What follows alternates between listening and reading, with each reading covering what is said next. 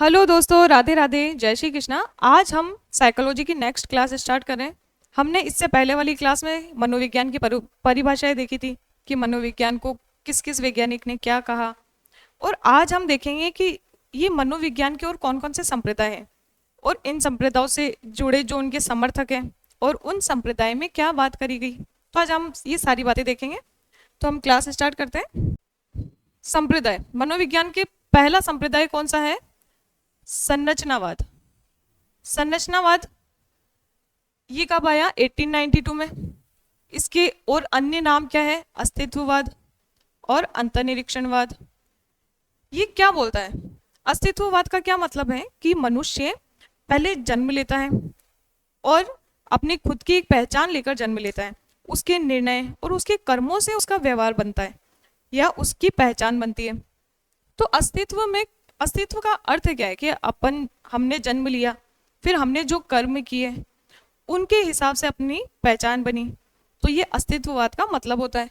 और अंतर्निरीक्षणवाद का मतलब क्या होता है कि मानव या मनुष्य अपने अंदर खुद की चीजों का निरीक्षण करना, कि मनुष्य अपने मन के अंदर की बातों का निरीक्षण करता है, वो अंतर्निरीक्षण होता है। कि अपने आप को जानना चाहता है, अपने अंदर झांक कर देखता है कि हम किस परिस्थिति में क्या सोचते हैं। तो वही क्या होता है? अंतर्निरीक्षण करना। ये क्या है? पहला प्राचीन संप्रदाय है और मनोविज्ञान को प्रयोगात्मक बनाया। इस संप्रदाय ने मनोविज्ञान को प्रयोगात्मक बनाया। और प्रयोगात्मक की बात हो रही तो कौन से वैज्ञानिक याद आएंगे? विलियम वुंट, क्योंकि प्रथम प्रयोगशाला किसने खोली थी? विलियम वुंट ने। तो इसके प्रतिपादक कौन हुए? विलियम वुंट और टिचनर। टिचनर विलियम वुंट के ही शिष्य थे, जिन्होंने विलियम वुंट के द्वारा जो बातें की गई इसमें उसको और अपडेट करके या उसे और अच्छा करके इन्होंने इस संप्रदाय में जोड़ा। इस संप्रदाय के अनुसार क्या है कि मनोविज्ञान की विषय वस्तु चेतन अनुभूतियों, कॉन्शियस एक्सपीरियंस थी। चेतन अनुभूतियां क्या थी? ये बोल रहा है कि मनोविज्ञान की जो विषय वस्तु है ना, वो चेतन अनुभूतियां थी। चेतन अनुभूतियां मतलब जो हम चेतन अवस्था में, मतलब कॉन्शियस रूप में जो हम सोच रहे हैं, जिस बारे में हमें पता है कि हम क्या सोच रहे हैं, हम क्यों कर रहे हैं, वो सारे एक्सपीरियंस, वो सारी जो अनुभूतियां हैं, वो क्या मनोविज्ञान की इसने विषय वस्तु मानी थी। मतलब अगर हम हमें बोले कि जो संरचनावाद है इसने किस पर ज्यादा जोर दिया, तो इसने चेतन अनुभूतियों पर जोर दिया कि हमारी चेतन अवस्था, जो हम सोच रहे हैं, समझ रहे हैं, जो हम कर रहे हैं, उस पर ज्यादा जोर दिया इसने। टिश्नर के अनुसार चेतना के तीन तत्व हैं। चेतना के तीन तत्व कौन कौन से हैं? संवेदन यानी सेंसेशन, भाव या अनुराग यानी फीलिंग और अफेक्शन, प्रतिमा या प्रतिबिंब यानी इमेज। ये क्या है? तीन तत्व। संवेदन क्या होता है? सेंसेशन क्या होता है? कि जो अनुभव हमें हमारे ज्ञानेंद्रियों के द्वारा प्राप्त होते हैं। ज्ञानेंद्रिय क्या होती है? जिससे हम देख सकते हैं, सुन सकते हैं, महसूस कर सकते हैं। मतलब आँख, नाक, कान, जीभ और त्वचा, ये हमारी ज्ञानेंद्रिय होती है। इनसे जो हमारा सबसे पहला अनुभव होता है वो आता है संवेदन यानी सेंसेशन। कि जैसे हमने कोई एक फूल देखा, हमने क्या किया? उस फूल का कलर देखा और उसके बारे में देखा कि उसका कैसा स्ट्रक्चर है।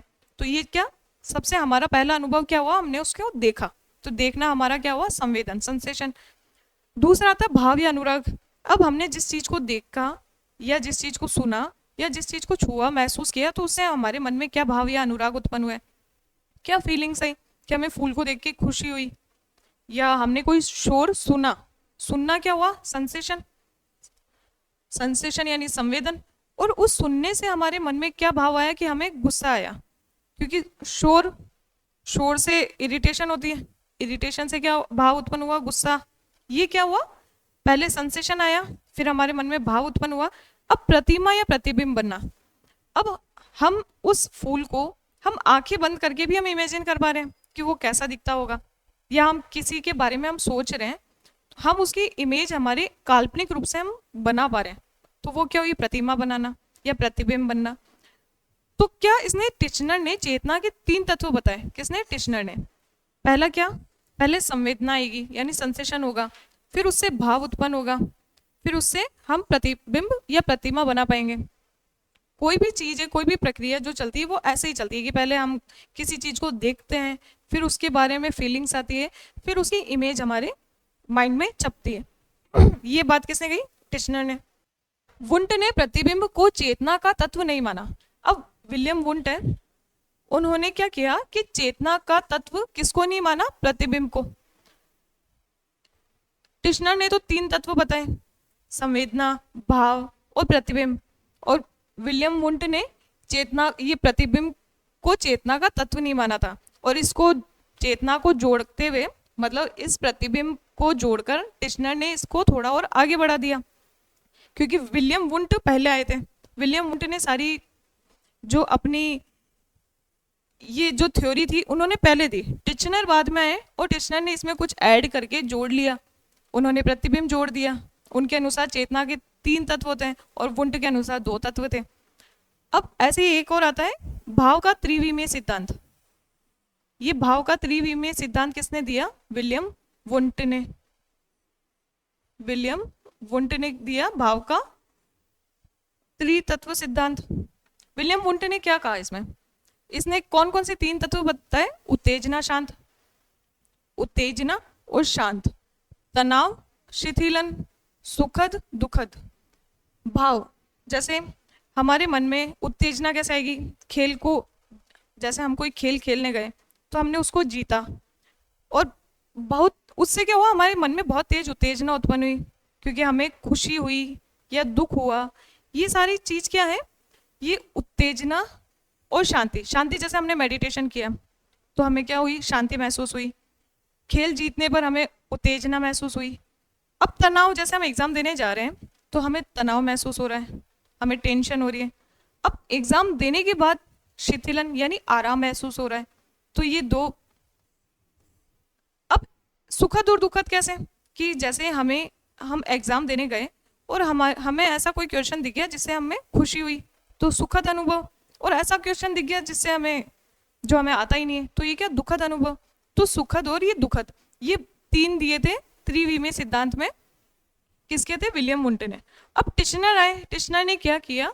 टिश्नर ने कहा कि केवल भाव सुखद और दुखद पे ही जुड़ा है, और बाकी जो चीजें हैं वह सब क्या है? एक संवेदना, संवेग है एक तरह से। बाकी क्या है? संवेग।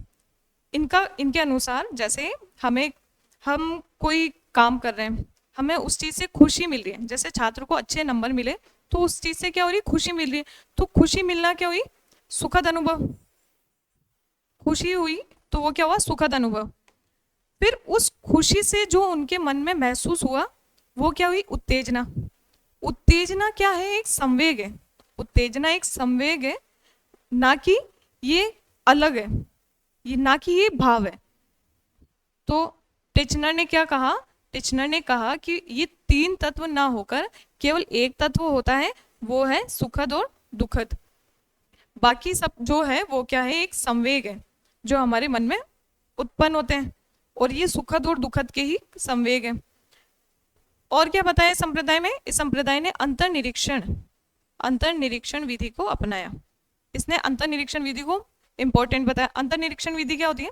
हमारे द्वारा खुद की चीजों को समझना, कि हम क्या सोच रहे हैं, हम क्यों सोच रहे हैं। तो ये किससे होगा? अंतर्निरीक्षण से। जैसे किसी से पूछा कि आप इस बारे में क्या सोचते हैं, तो वो जो अपनी राय रख रहा है वो बच्चा, तो वो अपने आप को निरीक्षण कर रहा है एक तरह से, कि उसके मन में इस चीज को लेकर क्या विचार है। तो ये है अंतर्निरीक्षण।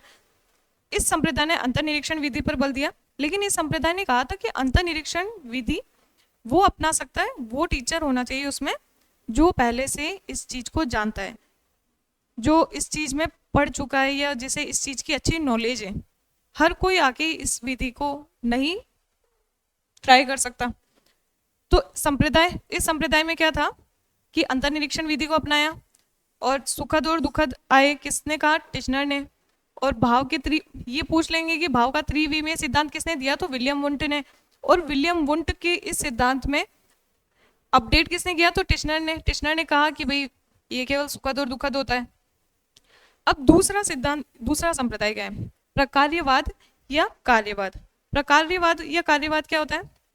प्रकार्यवाद का मतलब क्या होता है? कार्यवाद का मतलब क्या होता है कि मन में हमारे, मतलब ये चाहता है, ये जो संप्रदाय है ये जानना चाहता है कि हमारे मन किससे बना है। वो ये क्वेश्चन नहीं पूछता कि हमारा मन किससे बना है, बल्कि ये पूछता है कि मन क्या काम करता है। मतलब काम को प्रायोरिटी दी है इसने कि किससे बना है हमें कोई मतलब नहीं है, वो काम क्या करता है। तो कार्यवाद मतलब कार्य को इंपॉर्टेंस देगा। अब इसके औपचारिक प्रतिपादक कौन है? औपचारिक प्रतिपादक है विलियम जेम्स। कौन है? William James. और अनौपचारिक प्रतिपादक कौन है? John Dewey, JR. Angel, H.A. कार्य, थॉर्नडाइक। कहाँ पे? शिकागो विश्वविद्यालय में। औपचारिक अनौपचारिक का मतलब विलियम जेम्स ने कार्यवाद के बारे में बताया था। इस कार्यवाद के बारे में इन्होंने काफ़ी चीज़ें बताई, लेकिन इसका एक विद्यालय किसने खोला औपचारिक रूप से? तो वो थे जॉन डीवी, एंजल कार और थॉर्नडाइक। इसलिए औपचारिक रूप से माने जाते हैं प्रतिपादक, और ये विलियम जेम्स अनौपचारिक। अब कार्यवाद के अनुसार क्या है? मनोविज्ञान का संबंध मानसिक प्रक्रियाओं या कार्य के अध्ययन से होता है, न कि चेतना के तत्वों के अध्ययन से। प्रकार्यवाद क्या बोलता है कि इसका मनोविज्ञान का संबंध किससे होता है? मानसिक प्रक्रियाओं से या कार्य के अध्ययन से होता है, ना कि चेतना के तत्वों से। हमारे मन में क्या प्रक्रियाएं चल रही है, हमारे मन में क्या थॉट्स चल रहे हैं, उससे इसका मतलब होता है। जो हम कार्य अध्ययन से होता है, ना कि चेतना के तत्व। चेतना क्या होते हैं? जो हम कॉन्शियस माइंड में, जैसे इससे पहले वाला संप्रदाय कौन सा था? संरचनावाद। संरचनावाद चेतना पे प्रायोरिटी देता है कि भाई चेतना के जो तत्व है, संवेदना और भाव और प्रतिबिंब, इसको इम्पोर्टेंस दी। पर वो बोलता है ये इतने इम्पोर्टेंट नहीं होते। इसमें इम्पोर्टेंट होता है कि वो कार्य क्या कर रहा है, वो किस परिस्थिति में क्या काम कर रहा है, किस परिस्थिति में क्या सोच पा रहा है, वह मानसिक प्रक्रिया है, उस पर इम्पोर्टेंस दी। तो प्रकार्यवाद क्या कहता है कि हम कैसे सोचते हैं, कैसे सीखते हैं और कैसे याद करते हैं, इस पर जोर दिया, ना कि क्या सीखते हैं कैसे, ना कि चेतना के तत्वों पर ध्यान दिया। चेतना के तत्व कौन से बताए थे उसने? संवेदन, भाव और प्रतिबिंब। ये चेतना के 3 तत्व बताए थे, जो इतने इंपॉर्टेंट नहीं बताए इसने कहा कि ये इतने जरूरी नहीं है जितने कि उनकी मानसिक क्रियाओं या कार्य का अध्ययन है कि वह कैसे कार्य करता है। कार्यवाद चेतन अनुभूतियों के समायोजन या अनुकूलन के पक्ष पर अधिक बल डालता है कि चेतन जो अनुभूतियां हैं उनका समायोजन किया जाए, और अनुकूलन के पक्ष पर अधिक बल डालता है। कि अनुकूलन क्या होता है? कि हम कैसे किसी चीज को सीख रहे हैं। जैसे कि एग्जाम का डर है और उस डर से पढ़ाई पर ज्यादा ध्यान देना शुरू कर दिया। चेतन अनुभूतियां, जैसे एक बार आगे और देखो कि और यह चेतना क्यों और कैसे कार्य करता है पर बल देता है। इसमें मानसिक प्रक्रियाओं की अध्ययन की विधि अंतर्निरीक्षण है। एक बार ये देखो कि जैसे हमें एग्जाम देने जा रहे हैं, हमें पता है कि हमें एग्जाम का डर है, हमें काफी डर लग रहा है एग्जाम को लेके, तो हम उसको सॉल्व करने के लिए क्या करेंगे? ज्यादा पढ़ाई करेंगे। तो जो वो एक्सपीरियंस है हमारे एग्जाम का डर, उसको हमने कैसे समायोजित किया? ज्यादा पढ़ाई करके। तो ये यही बोल रहा है कि जो हमें चेतन अनुभूतियां जो हो रही है, जो हमें जिस चीज का पता है कि हमारे ये फीलिंग आ रही है मन में, तो उसका समायोजन कैसे किया? उसको सॉल्व करके।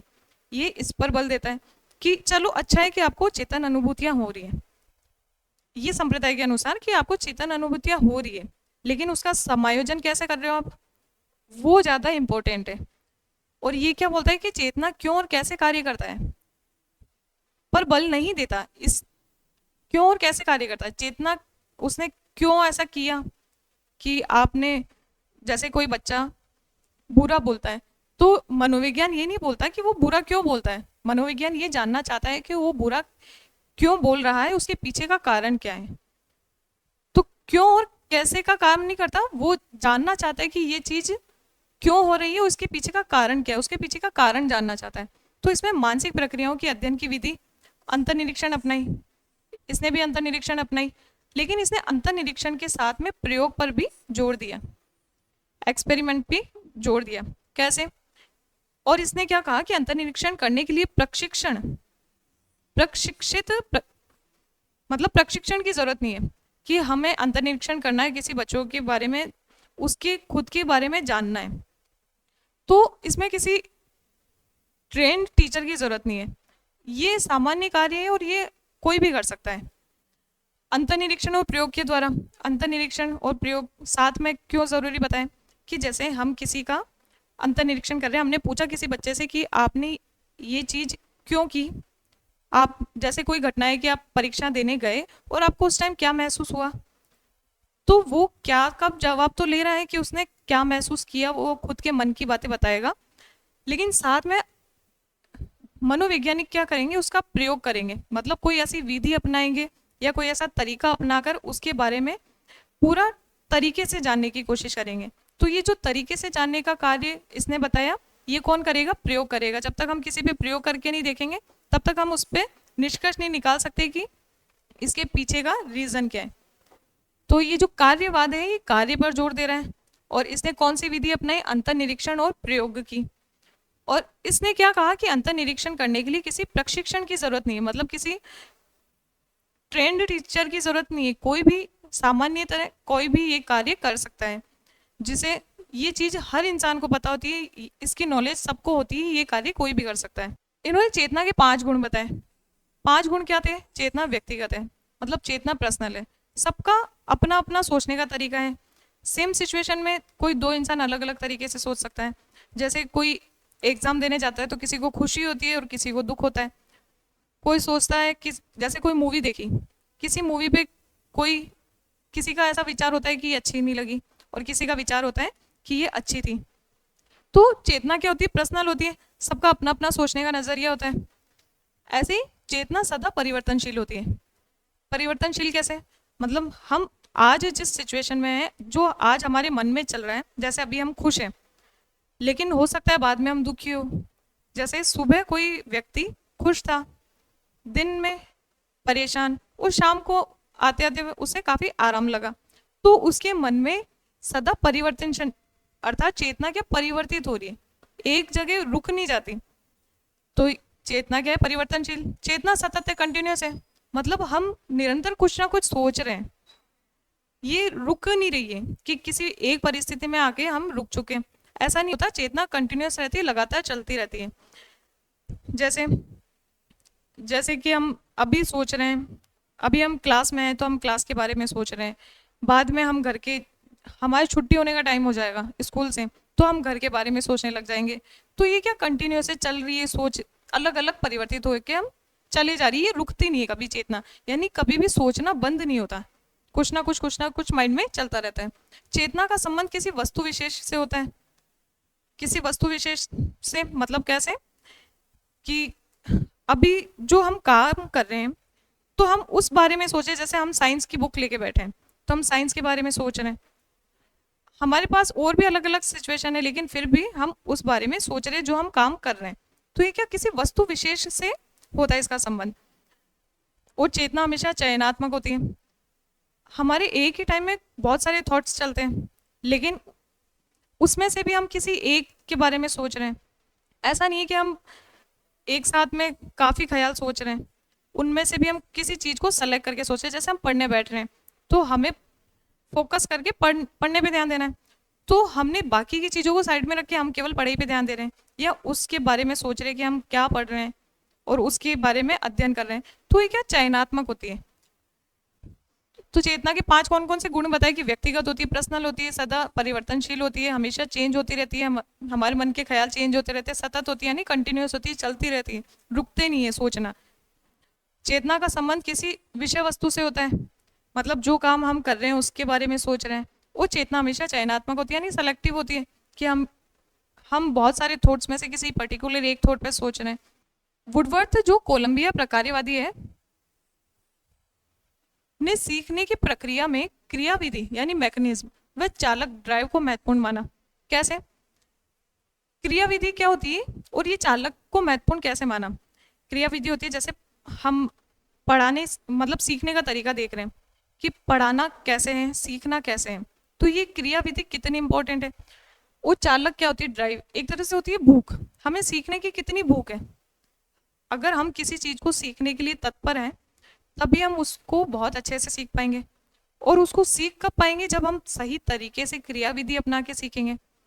तो ये क्या कहना चाह रहे हैं कि सीखने की प्रक्रिया, क्रियाविधि, मतलब जो जिस तरीके से हम सीख रहे हैं वो, और हमें सीखने की जो भूख होती है, जो चालक होता है, जो ड्राइव होता है, वो ये दोनों बहुत इंपॉर्टेंट होते हैं। जैसे हमें प्यास लग रही है, हमें जब प्यास लगेगी तब हमें पानी पीने दिखेगा कि हमें पानी पीना है। तो ये क्या होती है, हमारी एक तरह से किसी कार्य को करने का एक तरीका होता है। तो बच्चों में पहले किसी चीज को लेकर उसकी भूख पैदा की जाती है। जैसे मोटिवेशन क्या होता है, मोटिवेशन एक तरह से बच्चों को प्रिपेयर करते हैं कि उनको सीखने के लिए प्रिपेयर किया जाता है पहले, कि ताकि वो अच्छे से फोकस होकर सीख पाए। तो ये क्या हो गई, ये चालक और क्रियाविधि को महत्वपूर्ण बताया इसने। उन्होंने करके सीखने पर बल दिया। करके सीखने पर बल दिया कैसे, कि कार्य जब तक हम करेंगे नहीं तब तक उतना ढंग से हम सीख नहीं पाएंगे। जैसे हम साइंस में जब प्रैक्टिकल करते हैं और थ्योरी को पढ़ते हैं तो दोनों में काफ़ी अंतर होता है। हम जब प्रैक्टिकल करते हैं तब हम वो बहुत अच्छे तरीके से सीख पाते हैं, और जहाँ हम थ्योरी पढ़ते हैं तो हम इतने ढंग से नहीं सीख पाते। तो करके सीखना बहुत ज़रूरी है। और कार्यक्रमित सीखने पर बल दिया। कार्यक्रमित सीखने पर बल मतलब सीखने की सामग्री को छोटे छोटे टुकड़ों में बांट के। जैसे हम एक साथ किसी चीज को लेकर बैठ गए कि हमें ये काम करना है, हम सारी चीज को लेकर बैठ गए, तो हमें ये समझ नहीं आएगा कि हम शुरू कहाँ से करें, और हमने उसको छोटे छोटे टुकड़ों में बांट लिया तो उससे हमें सीखने में आसानी होगी। तो ऐसे कार्यक्रमित सीखने पर बल दिया कि छोटे छोटे स्तर के रूप में बांटकर फिर सीखें, कि जैसे पहले आसान प्रश्न, फिर उसके बाद हम धीरे धीरे हार्ड प्रश्न पे जाएंगे। तो क्रम के अनुसार सीखना, और आयु स्तर के अनुसार पाठ्यक्रम। आयु स्तर यानी जिस स्तर का बालक है उस स्तर का ही पाठ्यक्रम बनाएंगे। अब हम 8th क्लास के बच्चे को 10th क्लास के बारे में नहीं समझा सकते कि भाई 10th क्लास का, क्योंकि सबका आयु के हिसाब से उनका माइंड स्तर एक लिमिट में बन जाता है। हमें उनको पढ़ाने के लिए उनका एज का भी ध्यान रखना पड़ेगा, तो उस हिसाब से पाठ्यक्रम बनाना भी बहुत जरूरी है। तो ये क्या है कि इसने क्या महत्वपूर्ण माना कि उन्होंने कहा कि करके सीखने पर बल दो, मतलब जितना हो सके प्रैक्टिकल करवाओ। थ्योरी को कम और प्रैक्टिकल को ज़्यादा इंपॉर्टेंस दी। कार्यक्रमित सीखने पर बल दिया कि स्टेप बाय स्टेप, जैसे कि भाई पहले इजी क्वेश्चन फिर धीरे धीरे हार्ड पे लेके जाओ, क्योंकि एकदम से हार्ड पे लेके चल जाएंगे तो हमें समझ ही नहीं आएगा। और पाठ्यक्रम निर्माण पर बल दिया कि पाठ्यक्रम जो हमारा जो सिलेबस होता है वो बच्चों के आयु के स्तर के अनुसार बनना चाहिए, कि पहले 6th क्लास का बालक है तो उसके माइंडसेट को ध्यान में रखते हुए पाठ्यक्रम बनना चाहिए। तो ये वुडवर्थ ने किस पे जोर दिया था, कार्यविधि चालक पे, और करके सीखने पे, कार्यक्रमित सीखने पे, और आयु स्तर के अनुसार पाठ्यक्रम पर बल दिया। अब हम आगे के जो संप्रदाय हैं उनको हम कल देखेंगे नेक्स्ट क्लास में।